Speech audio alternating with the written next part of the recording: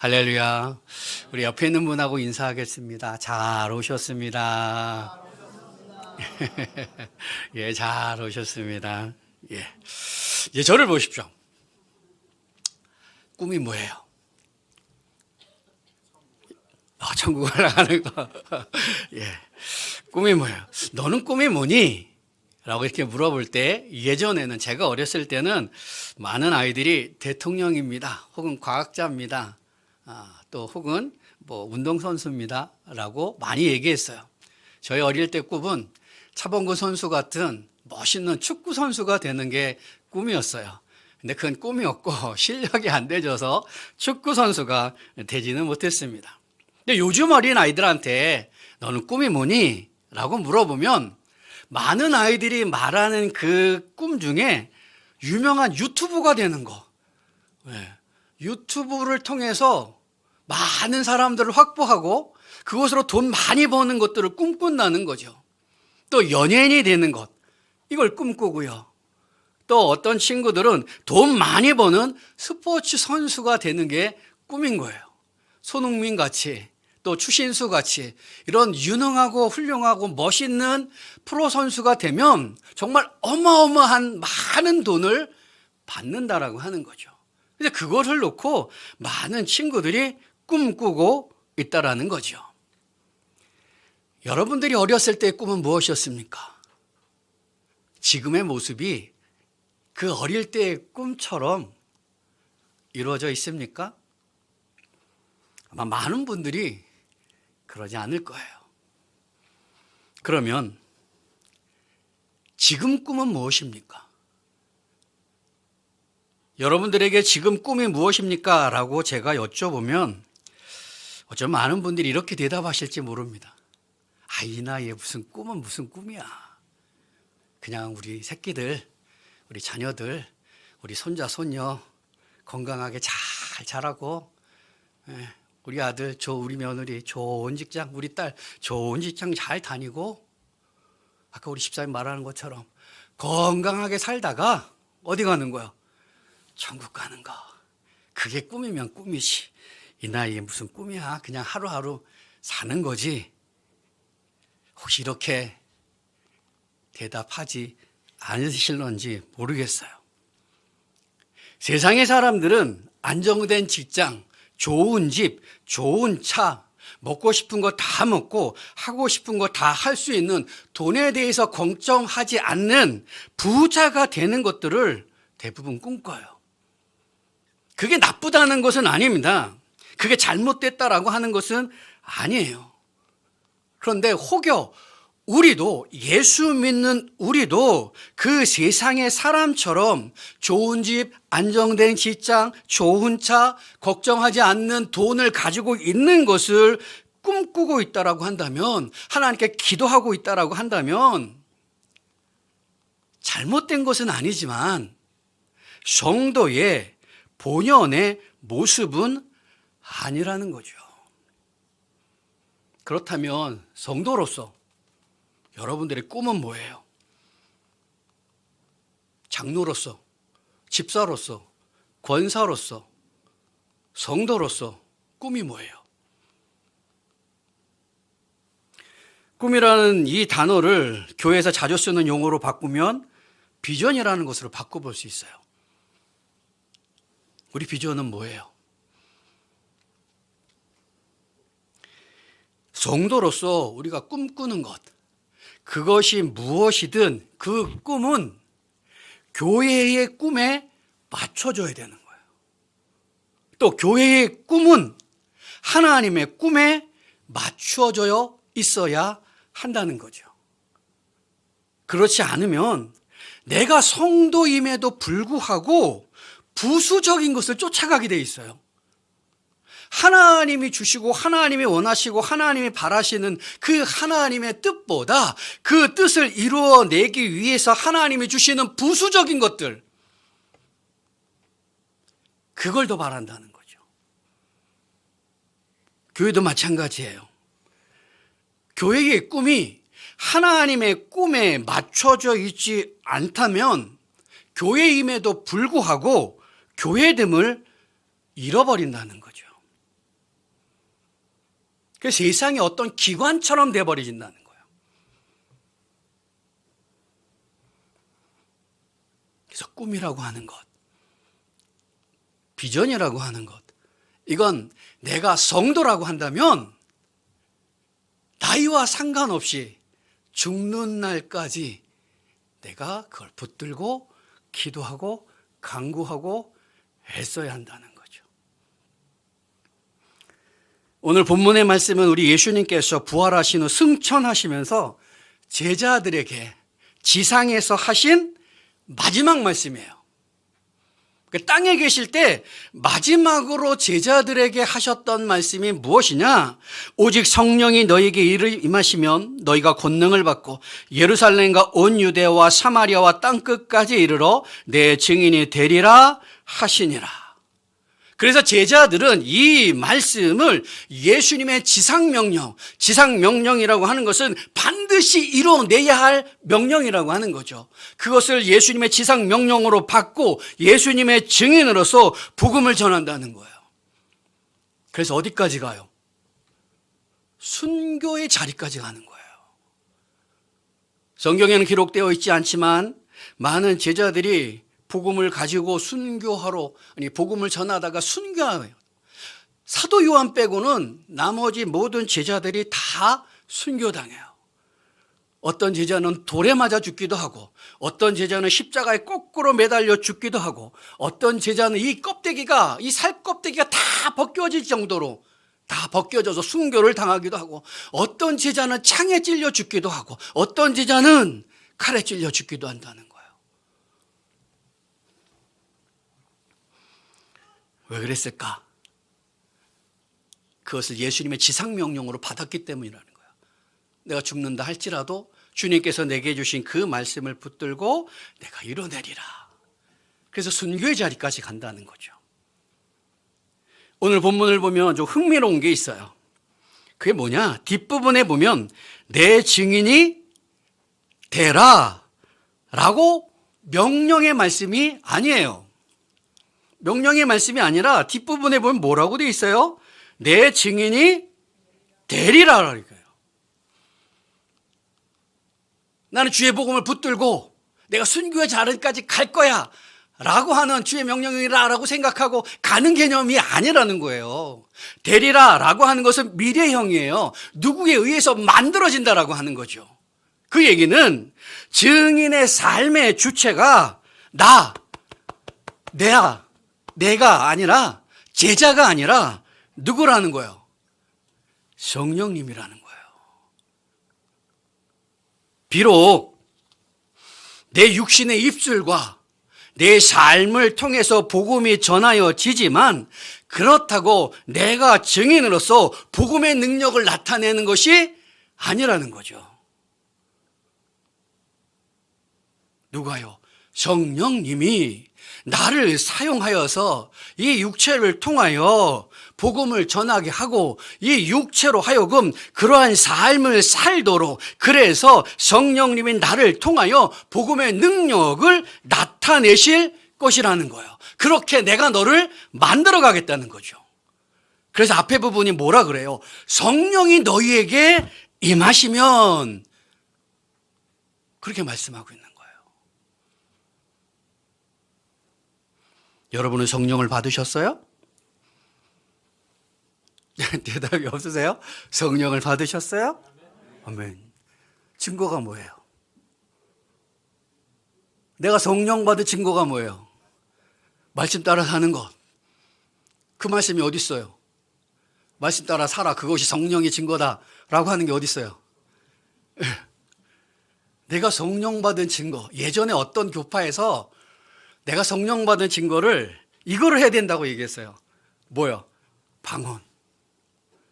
그래서 한때 뭐 이단이니 아니니 막 휩쓸린 적이 있어요. 그 교파가 방언을 해야만 성령을 받은 증거다라고 그 목사님이, 큰 교회 그 목사님이 말씀을 하셨거든요. 그래서 2단이니 3단이니 뭐 기니 아니니 막 휘둘린 적이 있어요. 방언을 받아야 성령을 받았다, 이거 아니에요. 뭔가 신비한 경험을 해야만 성령을 받았다? 아니에요. 고린도전서 12장 3절 뒷부분에 보면 분명하게 말씀하는 게 있어요. 나중에 한번 찾아보세요. 뭐라고 말씀하느냐? 성령이 아니하고는 누구든지 예수를 주시라 할 수 없느니라. 그러니까 예수님을 내가 뭐라고 고백하느냐라고 하는 그 고백을 보고 성령이 내 안에 계시는지, 내가 성령을 받았는지 안 받았는지 알 수 있다는 거예요. 예수님은 나의 주님이십니다. 예수님은 하나님의 아들이십니다. 예수님은 나의 구세주입니다. 라고 입으로 내가 고백을 했다면 그분은 이미 뭐예요? 성령을 받은 사람이에요. 그 성령을 받은 사람이 해야 할 일이 뭐예요? 증인이 되는 거예요. 누가요? 우리 성령님이 이렇게 만들어 가신대요. 만들어. 자, 그러면 왜 예수님은 제자들에게 마지막 말씀으로 땅끝까지 이르러 내 증인이 되리라 라고 하셨을까? 증인이 되리라 라고 하는 것은 결국 네가 뭘 전하는 사람이 된다는 거예요. 복음을 전하는 사람, 전도하는 사람이라는 거예요. 우리 예수님도 전도하셨어요. 마가복음 1장 38절에 보면 이르시되 우리가 다른 가까운 마을들로 가자. 거기서도 전도하리니 내가 이를 위하여 왔노라 하시고. 주님도 분명하게 뭐라고 말씀하시냐면은 내가 이를 위하여 왔다. 이라고 하는 것은 앞에 나온 어떤 행위를 얘기하는데 그게 뭐냐? 전도라고 하는 거예요. 우리 예수님도 전도하셨대요.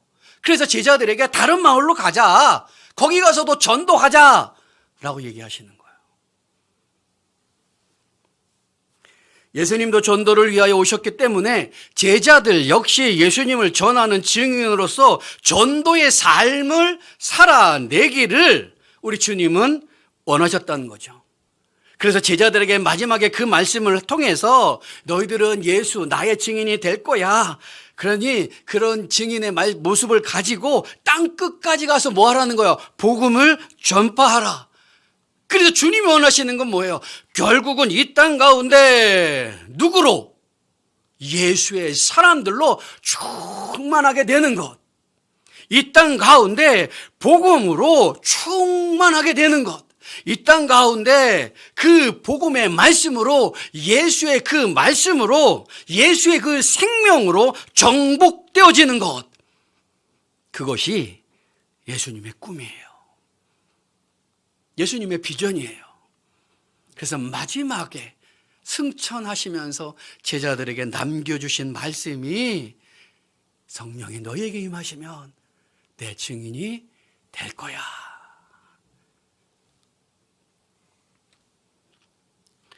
그게 예수님의 꿈이에요. 비전이에요. 그런데 왜 예수님을 전해야 될까요? 왜 예수님을 전해야 돼요? 주님이 그렇게 말씀하셨는데 왜 예수님을 전해야 될까요? 아니, 좀 더 근본적으로 올라가 보죠. 구약에서도 예수님의 이런 꿈 같은 것, 온 땅 가운데 예수의 사람으로 충만하게 되는 것, 온 땅 가운데 복음으로 충만하게 되는 그런 예수님의 꿈이 구약에서도 보이나요? 구약에 있나요? 만약 구약에서 예수님의 꿈과 같은 말씀이 보이지 않는다면 본문의 이 말씀은 하나님의 꿈이 아니라 예수님의 꿈이 되어버리는 거예요. 물론 삼위일체 하나님이기 때문에 예수님의 꿈과 하나님의 꿈이 다를 수는 없어요. 근데 구약에서도 사도행전 1장 8절과 같은 그 말씀이 확대되어져서 온 땅끝까지 모든 사람들이 예수의 사람들로 충만해지는 것, 땅끝까지 복음으로 가득 차는 그 일들이 구약에도 나타나느냐라는 거예요. 예수님의 꿈과 하나님의 꿈이 다르면 문제가 되죠. 하나님은 성부, 성자, 성령 삼위일체 하나님이기 때문에 꿈이 다르면 큰일 나는 거예요. 이거. 꿈이 다르면 구약과 신약은 단절이에요. 연결이 안 된다는 거죠. 구약과 신약이 서로 다르다는 거죠. 그러면 성경은 모순이 되는 거예요. 그러면 안 되잖아요. 예수님의 꿈과 같이 이 땅에 하나님의 사람들로, 하나님의 백성들로 가득하고 충만하게 되어지는 하나님의 꿈이 어디 있느냐라는 거예요. 어디서 찾을 수 있을까요? 이게 너무 쉬워요. 창세기 1장에 나와요. 창세기 1장 26절부터 28절 제가 읽어볼게요. 다 아는 말씀이에요. 하나님이 이르시되 우리의 형상을 따라 우리의 모양대로 우리가 사람을 만들고 그들로 바다의 물고기와 하늘의 새와 가축과 온 땅과 땅에 기는 모든 것을 다스리게 하자 하시고 하나님이 자기 형상 곧 하나님의 형상대로 사람을 창조하시되 남자와 여자를 창조하시고 하나님이 그들에게 복을 주시며 그들에게 이르시되 생육하고 번성하여 땅에 충만하라, 땅을 정복하라, 바다의 물고기와 하늘의 새와 땅에 움직이는 모든 생물을 다스리라 하시니라. 여기 하나님의 꿈이 보여요? 찾아내셔야 돼요. 이 본문을 통해서 창세기 1장 26절 28절 이 말씀을 통해서 우리가 읽어내야 하는 것 중에 하나가 뭐냐, 하나님의 꿈, 하나님의 비전이에요. 좀 더 크게 말한다면 하나님의 뜻이에요. 왜 하나님이 하나님의 형상과 모양대로 사람을 만들었을까, 나를 만드셨을까라고 하는 거죠. 하나님은 하나님이 창조하신 사람에게 생육하고 번성하여 땅에 충만하라, 땅을 정복하라, 모든 생물을 다스리라 라고 말합니다. 이 이야기를 신학적으로 문화혁명, 문화명령 이런 표현을 써요. 그런데 이 구절만 보고 가만히 생각해 볼 수 있는 게 뭐냐, 그럼 이 땅 가운데 우리가 아들과 딸을 많이 낳으면 되는가? 아들과 딸을 많이 낳아서 이 땅에, 이 지구상에 사람들로 가득 채워지는 것, 이걸 말씀하는 걸까? 틀리지는 않지만 정답은 아니에요.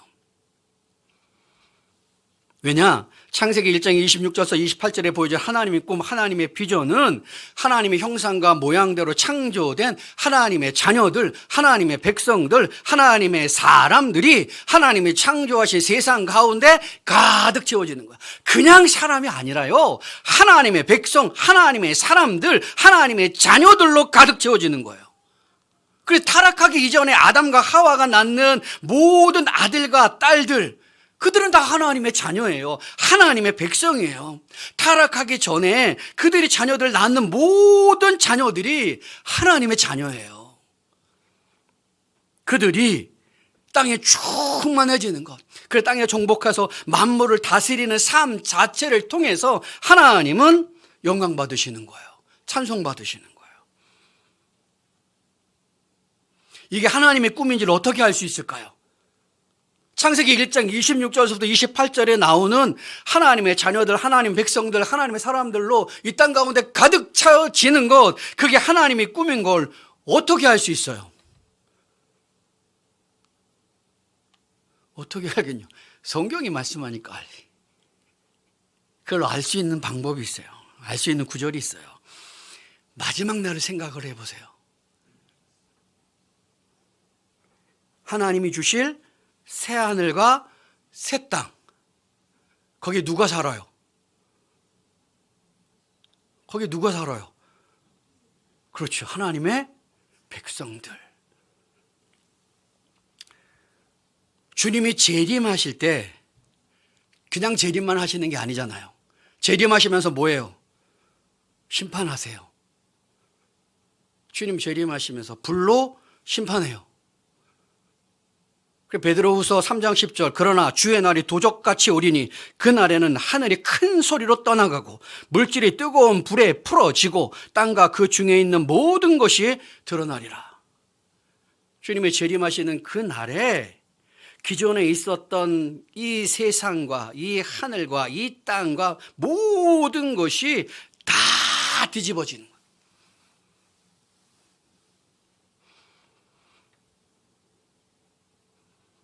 악한 것, 더러운 것, 추악한 것, 죄된 것, 그걸 다 뒤집어 엎고 불로 심판하는 거예요. 그리고 하나님이 주신 새 하늘과 새 땅, 그렇게 불로 심판하시고 다 뒤집어 엎은 다음에 새 하늘과 새 땅을 만들어내시는 거예요. 그 새 하늘과 새 땅 가운데 누가 임하느냐? 성경에 보면 거룩한 성 예루살렘이 하나님에게서 하늘에서 내려온다라고 얘기해요. 요한계시록 21장 1절서부터 4절의 말씀인데, 또 내가 새 하늘과 새 땅을 보니 처음 하늘과 처음 땅이 없어졌고 바다도 다시 있지 않더라. 또 내가 보매 거룩한 성 새 예루살렘이 하나님께로부터 하늘에서 내려오니 그 준비한 것이 신부가 남편을 위하여 단장한 것 같더라. 내가 들으니 보좌에서 큰 음성이 나서 이르되, 보라, 하나님의 장막이 사람들과 함께 있음에 하나님이 그들과 함께 계시리니 그들은 하나님의 백성이 되고 하나님은 친히 그들과 함께 계셔서 모든 눈물을 그 눈에서 닦아주시니 다시는 사망이 없고 외통하는 것이나 곡하는 것이나 아픈 것이 다시 있지 아니하리니 처음 것들이 다 지나갔음이로라. 무슨 얘기냐? 주님이 재림하실 때 불로 다 심판해요. 더럽고 추악하고 악한 그 모든 죄된 것들을 불로 다 심판하시고 새하늘과 새 땅, 거기서 새하늘과 새 땅, 일단 새라고 하는 것은 질적으로 전혀 다른 걸 얘기하는 거예요. 질적으로 전혀 다른 새하늘과 새 땅을 만들어내시고 그 새하늘과 새 땅에 하나님에게로부터 하늘에서 새 예루살렘이 내려온대요. 거룩한 새 예루살렘이 내려오는데 성경을 잘 읽어보면 그 새 예루살렘이 누구냐? 성도예요.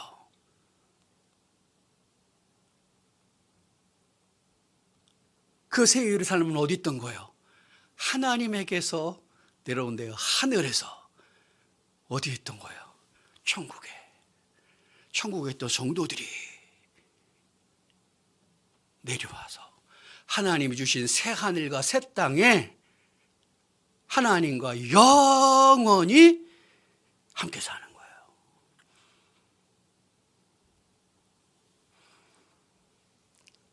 창세기 1장을 생각을 해보세요. 창세기 1장이 뭐라 그래요? 생육하고 번성해 땅에 충만하라. 땅을 정복하라. 그랬죠? 그런데 요한계시록에 가면 21장에 가면 새하늘과 새 땅 가운데 뭐가 내려와요? 거룩한 성 새 예루살렘이 내려와요. 그게 누구예요? 성도들이에요. 그게 어디 살아요? 하나님 주신 새하늘과 새 땅에 사는 거예요. 창세기 1장 26절에서 28절에 그 말씀이 하나님의 꿈인 걸 어떻게 하느냐? 21장에 가면 그대로 보여주거든요. 그 새하늘과 새 땅에는 누구만 살아요? 하나님의 백성들, 하나님의 사람들, 성도들 다 내가 사는 거예요. 그러니까 그대로 1장에서 하나님 꿈꾸시던 그 일이 21장에서 그대로 이루어지는 거죠. 문제는 뭐예요? 그 중간의 과정 가운데 문제는 뭐예요? 죄죠, 죄. 그래서 아담과 하와가 먹지 말라는 하나님이 그 말씀에 불순종해서 선악과를 먹잖아요.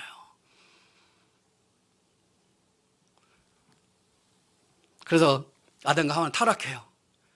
타락한 아담과 하와가 낳는 사람들은 다 뭐예요? 죄인이에요, 죄인. 하나님의 백성이 아니라 죄인이에요, 죄인. 악한 자들이에요. 죄인이 하는 일은 뭐예요? 하나님께 불순종하는 거예요. 하나님의 말씀을 듣지 않는 거예요. 이 세상에서 내 인생에 내가 주인인 거예요. 내가 왕인 거예요. 그래서 에덴 동산에서 아담과 하와가 타락함으로 창세기 1장에서 하나님이 꿈꾸시던 것, 하나님이 원하셨던 것들이 깨어져 버리는 거죠. 이걸 우리 주님이, 우리 하나님이 죄로 깨어진 그 하나님의 꿈을 회복시키시는 거죠. 이루시고 이 땅 가운데 하나님 백성들로, 하나님의 사람들로, 하나님 자녀들로 충만하게 하시기 위해서 무슨 문제를 해결해요? 죄의 문제를 해결하는 거예요. 그래, 누가 오셔요? 우리가 잘 알잖아요. 누가 오세요? 예수님이 오셔서 이 땅 가운데 오셔서 우리가 똑같은 육신 입고 이 땅 가운데 오셔서 십자가에서 대속의 죽음으로 속량하시는 거예요. 속량은 뭐냐? 대가를 치른다는 거예요. 십자가의 대속의 죽음으로 속량하시는 거예요. 근데 속량으로 끝나는 게 아니잖아요. 그 다음에 일어난 일이 뭐예요? 부활이에요. 이것이 완전히 이루어졌음을 보는 거죠. 그래서 예수 그리스도 안에서 죄의 문제가 완전히 해결되어지는 거죠.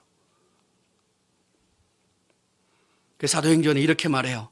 다른 이로서는 구원을 얻을 수 없나니 천하 사람 중에 구원을 받을 만한 다른 이름을 우리에게 주신 일이 없습니다. 다른 것으로는 안 돼요. 예수 그리스도로만이 죄인에서 하나님의 자녀로, 예수 그리스도만이 죄인에서 하나님의 사람으로, 예수 그리스도만이 죄인에서 하나님의 백성으로 변화시켜 주실 수 있다는 거죠. 그게 누구예요? 그게 우리예요.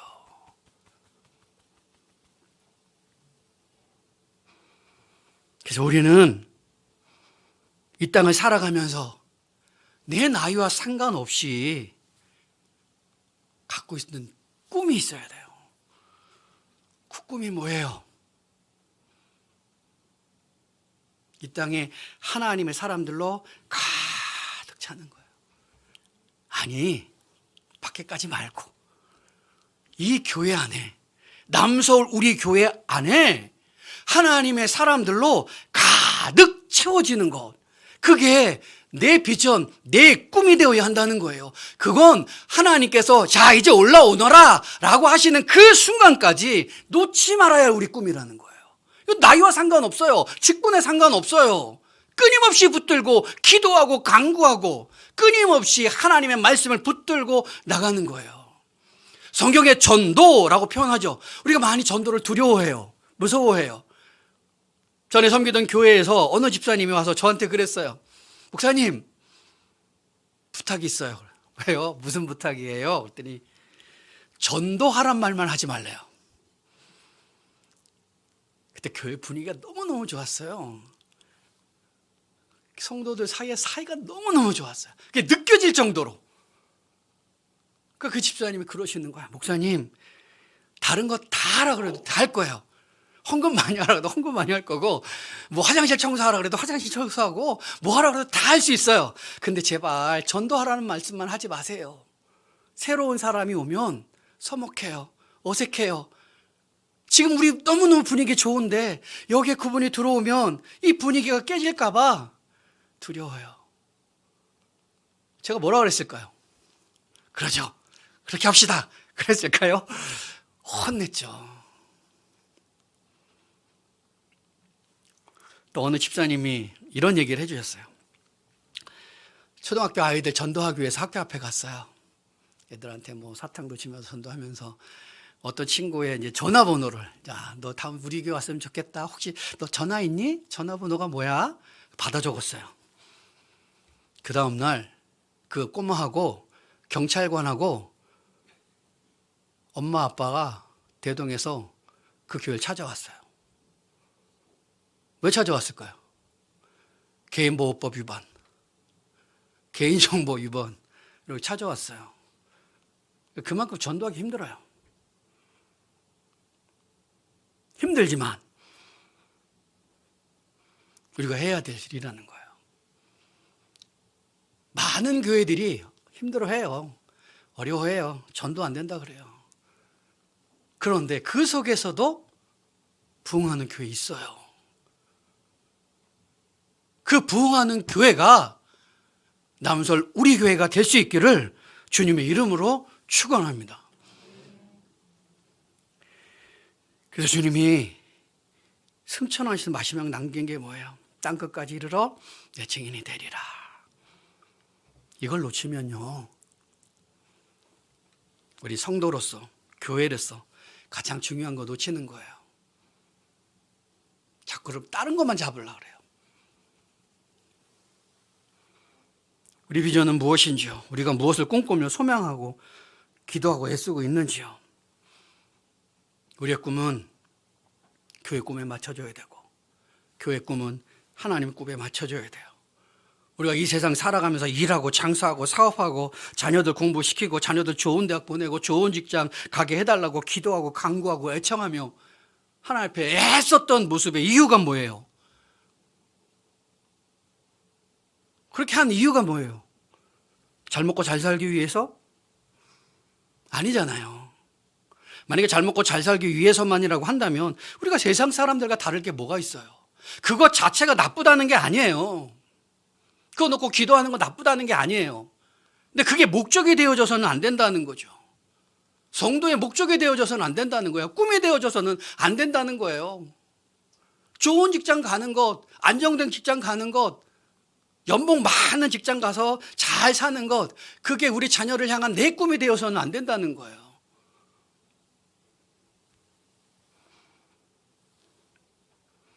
그게 나쁜 건 아니에요. 그러나 그렇게 기도하는 목적이 있어야 되는 거죠. 그 목적이 뭐예요? 나 있는 곳에서, 우리 자녀들이 있는 곳에서 예수의 향기가, 예수의 복음이 전하여지는 거죠. 그래서 그곳에 있는 사람들이 나와 같이 예수의 백성, 하나님의 백성, 하나님의 자녀, 예수의 사람들로 변화되어지는 거예요. 그러니까 내가 있는 그곳이 그렇게 채워지는 거예요. 그것 때문에 하는 거예요. 그래서 그것을 놓고 기도하고 간구할 때 하나님이 물질이 필요한 사람한테는 물질을 줘요. 건강이 필요한 사람은 건강을 주시고, 문제 해결이 필요한 사람에게 문제 해결을 주세요. 그것 자체가 목적은 아니고 하나님이 주신 꿈과 비전을 이루어내기 위해서 물질이 필요하면 하나님 물질 주시는 거죠. 건강 필요하면 건강 주시는 거죠. 문제 해결이 필요하면 문제 해결을 주시는 거죠. 문제 해결만을 놓고 기도하지는 말라는 거예요. 그 과정인 거예요. 궁극적으로는 하나님 내게 주신 꿈, 비전, 이걸 이뤄내기 위한 거죠. 그래서 주님이 나를 부르시는 그 순간까지 놓지 말아야 할 기도의 제목이 뭐예요? 전도하는 것,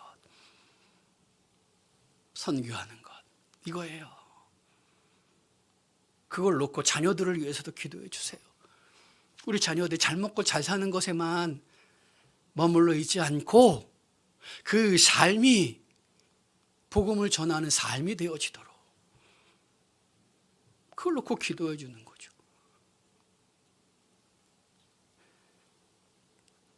우리 주변을 돌아보십시오.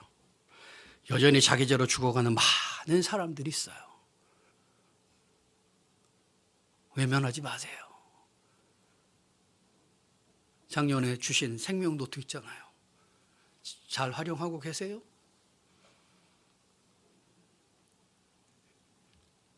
외면하지 마세요. 모른 척하지 마세요.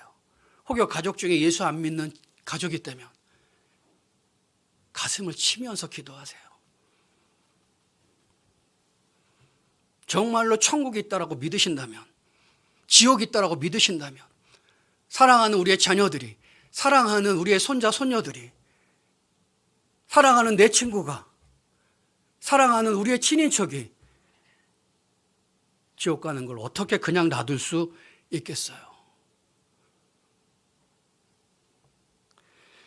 자기죄로 죽어가는 사람들이 있어요. 아직도 복음을 알지 못하는 사람들이 많이 있어요. 신앙에 잠을 자는 사람들이 있어요. 그들 외면하지 마세요.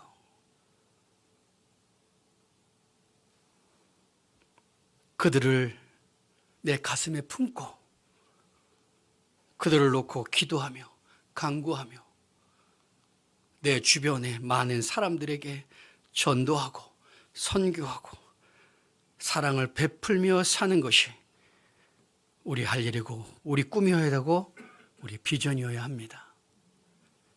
사랑하는 남서울 우리 교회 모든 성도가 이 시간을 통해서 하나님의 꿈이 무엇인지, 우리의 비전이 무엇인지 다시 한번 점검해 보시고 하나님의 꿈에 우리의 비전을 맞추어서 더욱더 열심히 세상 속에서 살아가시면서 한 영혼 한 영혼을 국률이 바라보시고 복음을 전하는 삶을 살아내실 수 있기를 주님의 이름으로 축원합니다. 아멘. 기도하겠습니다.